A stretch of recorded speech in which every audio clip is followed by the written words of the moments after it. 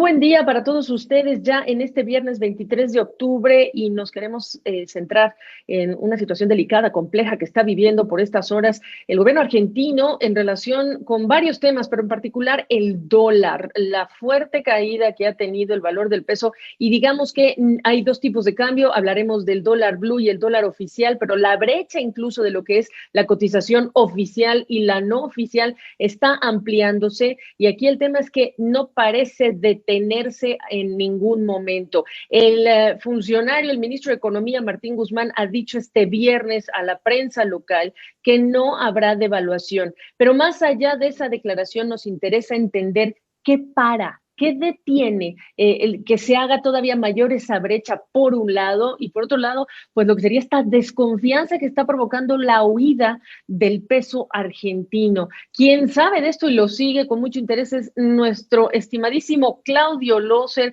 economista, exdirector también del Departamento del Hemisferio Occidental del Fondo Monetario Internacional. En estos días de reuniones de otoño me da mucho gusto saludarte. Hoy es director y fundador también y presidente de Centennial Latin America. ¿Cómo estás, Claudio?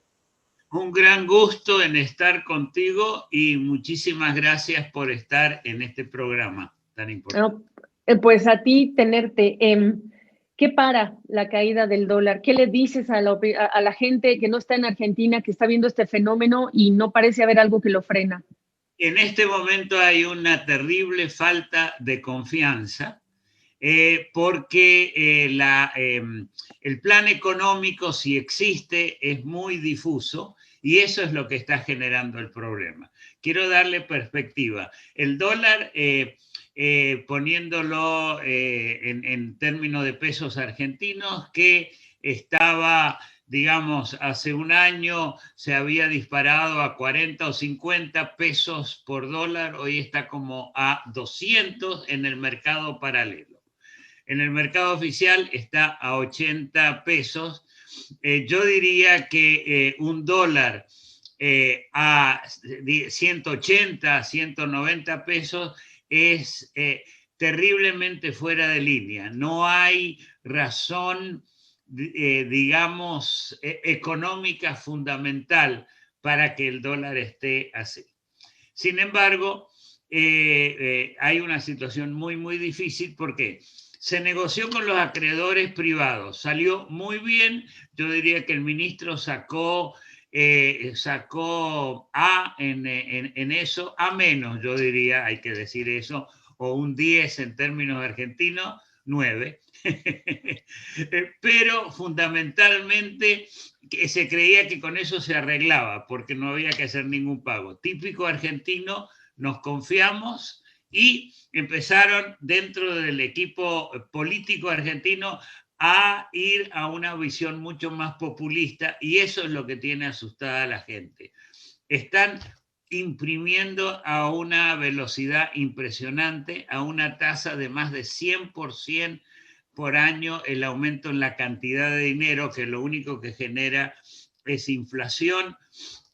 No controlan el COVID y todo eso es lo que está generando problemas encima de falta de definición económica, a pesar de que dicen de que van a negociar con el fondo. Entonces tienes esta negociación exitosa sobre la cual habíamos cantado victoria, pero sabíamos que venían otros desafíos más importantes, que es cuál es el plan de consolidación fiscal para este gobierno, qué tan claro ha sido comunicar esto y me parece que las autoridades también han comunicado mensajes confusos. En relación con si es prioritario o no hacer ajustes fiscales. Se entiende que hay una pandemia, que hay prioridades enormes en temas de salud, pero es el parte del problema y tú hablabas de populismo. ¿Qué cosas están dando esta señal de populismo? Yo diría lo siguiente, uno puede ser conservador, uno puede ser progresista, pero los números hay que respetarlos. Hablando en términos de cuentas fiscales, 2 más 2 son 4, ya sea en un régimen progresista preocupado de los pobres o un régimen que quiere dar libertad de mercado. Y ahí es donde falla este equipo. el jefe de la bancada oficialista, el hijo de Cristina Kirchner, en la Cámara de Diputados, dijo que la gente tiene que entender que los que determinan cómo anda la economía es el Estado, y no los mercados, no la gente. Eso ha asustado mucho. Y todo eso es lo que está llevando a sustos. El populismo es que no hay dos tipos de cambio, aunque se dice el tipo de cambio oficial y el tipo de cambio paralelo. Si uno suma impuestos especiales a ciertas compras, operaciones financieras, los impuestos a las exportaciones y todo eso, para hacer las cosas muy complicadas, todo eso lleva a que hay como 10 tipos de cambio. El ministro dice, no vamos a devaluar. Yo tengo que decir con gran pena que aprendí, no solamente en la Argentina, sino en países como México, que cuando el ministro o un presidente dice no vamos a devaluar y no vamos a devaluar, y eso yo me acuerdo en 1982 en México, es una señal de que deben estar muy cerca. Esto es, digamos, esto no es ciencia, es un poco de entender el idioma. Así que yo creo que la cosa está muy, muy complicada y devaluar solamente, y ahí termino este punto, sin hacer otras cosas en la parte fiscal y monetaria, es como tomarse una aspirina o un ibuprofeno sin pensar que hay que solucionar la enfermedad de fondo. Algunos medios como Clarín están ya diciendo que se le ha dado un plazo de 2 semanas al ministro Guzmán para que se encuentre una salida. Yo tengo a nivel personal pues cierta duda de que 2 semanas sea el plazo, primero que aguante en vista de lo que está pasando con la trayectoria del peso, la pérdida de valor del peso. Y aun cuando no haya una devaluación, al final del día la pérdida de valor es progresiva en los últimos días. Importa esa declaración, más allá también, por supuesto, de algo crítico que acabas de mencionar, que es tiene que ser un ingrediente dentro de otras cosas. Pero si estás viendo esta pérdida de valor progresiva, ¿importa en algo que el ministro haga esta declaración en vista de todo lo que has dicho? Yo creo que no. Me sorprende, lo deben haber puesto bajo mucha presión. Yo tengo respeto al ministro. Si yo me sentara en la mesa con él, no necesariamente a comer, lo cual estaría mucho mejor, pero si me sentara a discutir tendríamos diferencias de opinión, pero es un gran profesional, ha estado ya en la pista y ha aprendido a bailar en los últimos meses. Yo creo que él entiende totalmente, así que debe estar bajo mucha presión. En 2 semanas no se arregla la situación. La situación económica de la Argentina tiene problemas hace bastante tiempo. Uno puede decir hace 10 años, puede decir hace 2 años, puede decir hace 6 meses, pero en 2 semanas no se puede arreglar de la misma manera que uno no puede arreglar a nivel personal sus finanzas, así con, digamos, un plazo perentorio como le están dando al ministro. Y hablabas de un problema de confianza.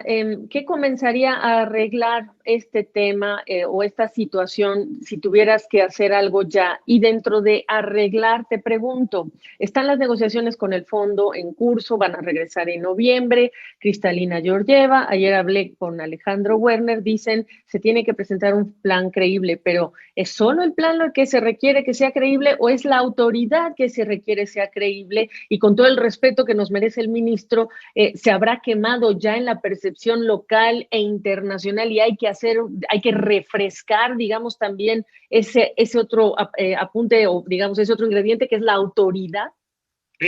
Yo creo que el plan es importante, creo que en la parte fiscal, como dijo correctamente la jefa de Werner, que dijo, bueno, no vamos a pedir un ajuste fiscal ahora, pero hay que poner el libro en orden, hay que decir, vamos a hacer estas cosas, vamos a tratar de controlar la expansión monetaria y no vamos a poner tanto control de precios y poner todas estas limitaciones que estamos poniendo. Yo creo que eso sería muy importante. Por supuesto, un buen plan sin una buena persona que lo analice, que lo maneje, es un problema. Yo creo que el ministro puede estar perdiendo acciones. Algunos dicen que el ex presidente del Banco Central, Martín Redrado, estaría como candidato, yo no sé.